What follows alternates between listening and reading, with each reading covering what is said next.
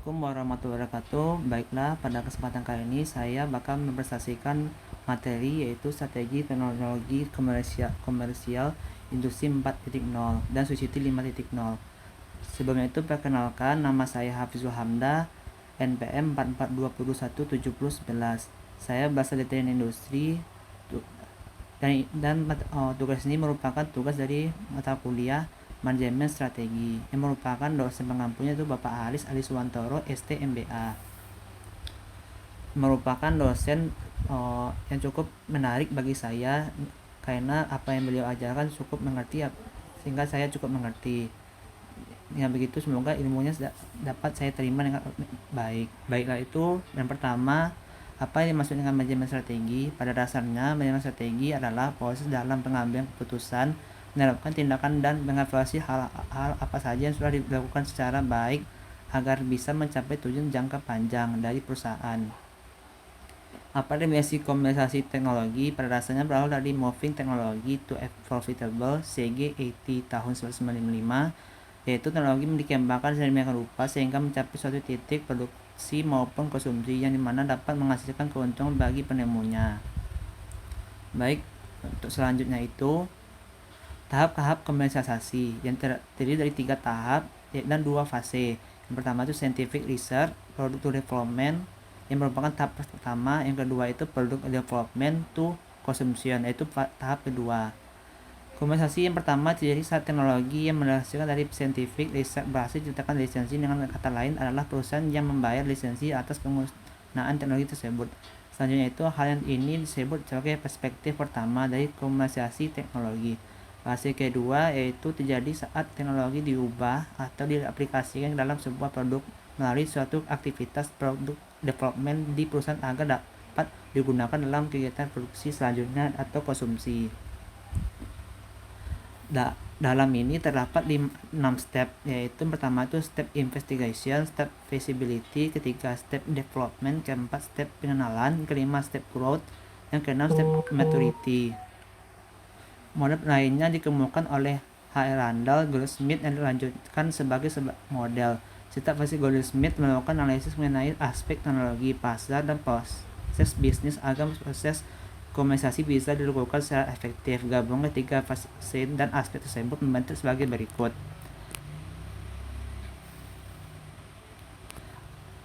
Laksanya itu apa yang dimaksudkan industri 4.0?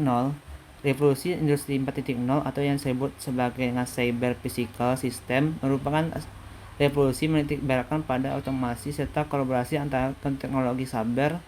Revolusi 4.0 ini sendiri muncul di abad ke-21 dengan ciri utama yang ada adalah penggabungan antara informasi serta teknologi komunikasi dalam satu bidang industri. Sedangkan dari pendapat Stedall dan kawan-kawan dari tahun 2015 mendefinisikan revolusi industri yang menekan pada unsur kecepatan dan ketersediaan sebuah informasi, yaitu sebuah lingkungan industri di mana seluruh entitas dapat selalu terhubung serta mampu berbagai informasi dengan mudah antara lain satu sama lain. Apa itu Society 5.0? Pada awalnya, pemerintah Jepang mendefinisikan Society 5.0 yaitu masyarakat yang terpusat pada manusia, di mana dapat menyeimbangkan antara kemajuan ekonomi dengan menyelesaikan masalah sosial menggunakan sistem yang mengintegrasikan dunia maya dan fisik, atau disebut COJG 2019. Berpendapat mengutamakan bahwa tujuan dari Society 5.0 adalah, menurut Fukuyama 2018, yaitu mewujudkan masyarakat di mana manusia menikmati hidup sepenuhnya. Pertumbuhan ekonomi dan perkembangan teknologi ada untuk tujuan itu dan bukan untuk kemampuan segelintir orang saja. Yang dimaksud itu sehingga teknologi dan pertumbuhan ekonomi dapat dinikmati oleh seluruh manusia tanpa pengecualian oleh sedikit pun. Perbandingan industri 4.0 Society adalah sejarah revolusi industri dan tahapan masyarakat dunia ini dapat dijelaskan bahwa revolusi industri lahir melalui tahap-tahapan masyarakat yang saling berkesinambungan. Sedangkan industri 4.0 dan Society 5.0 muncul beriringan di mana 4.0 lebih dahulu muncul di permukaan dan lebih fokus kepada industri, terutama di bidang manufaktur seperti tekstil, otomotif, makanan, minuman, elektronik, biokimia, dan sebagainya. Sedangkan society 5.0 dimuncul setelah industri 4.0, di mana society 5.0 masih berupa visi dan fokus pada manusianya. Jadi dibandingkan industri 4.0 dan society 5.0, maka yang lebih muncul itu di industri 4.0 dibandingkan society 5.0. Berikut perbandingan waktu tahapan masyarakat dan revolusi industri. Pada waktu pertama awal manusia ada, itu merupakan tahap masyarakatnya itu society 0, yaitu berburu. Pada tahun 1300 sebelum Masehi, yaitu bercocok tanam. Yang ketiga itu abad ke-18, yaitu society 3.0, itu industri. Dan pada revolusi industri itu industri 0. Abad ke-19 itu society 3.0, yaitu industri itu masuk pada tahun 2.0 di tahun 1900-an. Di abad 20 society 4.0 muncul, informatif dan kreatif. Dan revolusi industri itu sudah masuk industri 3.0. Di abad 21 tahapan masyarakat sudah mencapai society 5.0, yaitu super cerdas, dan di revolusi industri sudah masuk ke tahap 4.0 pada tahun 2011. Perbandingan teknologi industri 4.0 dan society 5.0. Teknologi berikut yaitu big data, internet of things, artificial intelligence, robot, drone, sensor, 3D print, public key information PKI, cyber security, sharing on demand, mobile 8G, cloud 5G, virtual reality VR, augmented reality, dan mixed reality. Dibandingkan industri 4.0 dan society 5.0, maka dari keseluruhannya cukup banyak yang sama, namun ada perbedaan di satu, yaitu di teknologi 5G, di mana industri 4.0 masih mendukung 4G.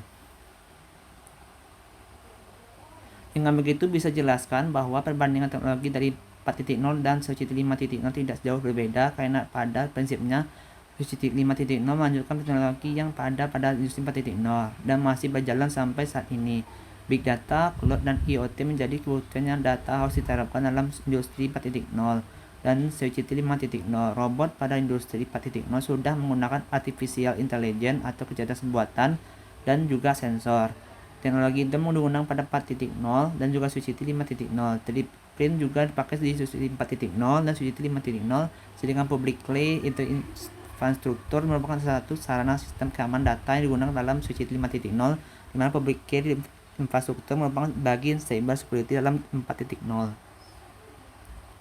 Perbedaan dari industri 4.0 dan society 5.0 yaitu pertama, menekan pada bagian pekerja dilakukan secara otomatis, sedikit atau tanpa adanya peran manusia dalam proses produksi, sedangkan society 5.0 mana lebih menekan pada bagian mengoptimalkan tanggung jawab jam kerja menyelesaikan pekerjaan.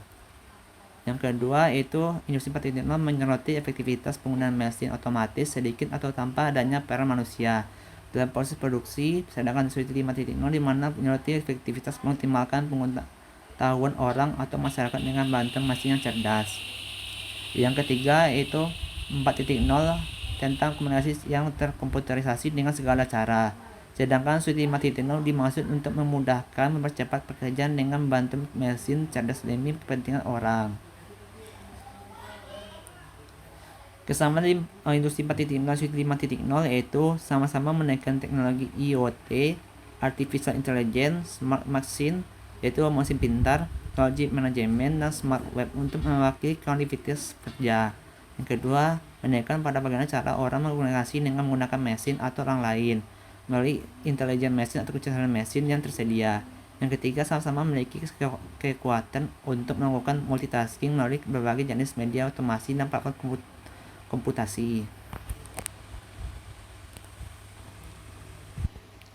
Yang keempat, keduanya sama-sama menekankan bahwa pekerjaan di era ini sudah bukan dari sekedar single job atau per jam, melainkan merupakan proses yang selalu berjalan dengan proses lain atau sebagai medium prosedur yang lainnya. Yang kelima, sama-sama menekankan pada pergerakan bebas dari suatu proses produksi ke proses lainnya dan memerlukan lebih sedikit protokol untuk menjalankan pekerjaan. Yang keenam, keduanya mempertimbangkan rekayasa keberlanjutan di tengah-tengah perkembangan teknologi progresif yang dikerahkan secara optimal dan memastikan pelestarian alam dan ekologi masih dalam kondisi yang baik. Baik, untuk selanjutnya itu, meskipun konsentrasinya yang berbeda, pada dasarnya tujuan industri 4.0 dan industri 5.0 adalah untuk mempermudah aktivitas manusia dan juga tentu agar segala sesuatu menjadi lebih efektif dan efisien. Bagi kita saat ini adalah sibuk dengan revolusi industri 4.0, ada baiknya mulai memahami juga konsep society 5.0, dan juga akan lebih baik juga jika Indonesia ke depan bisa memperlahankan mengimplementasikan secara bersama, sehingga Indonesia dapat lebih maju dan juga dapat mengubah dari Indonesia negara yang berkembang ke menyusul ke negara yang cukup maju, sehingga Indonesia dapat bersaing di era global dan juga Indonesia dapat bersaing dengan negara seperti Amerika, Rusia, dan lainnya. Baik, sekian dari saya. Terima kasih. Assalamualaikum warahmatullahi wabarakatuh.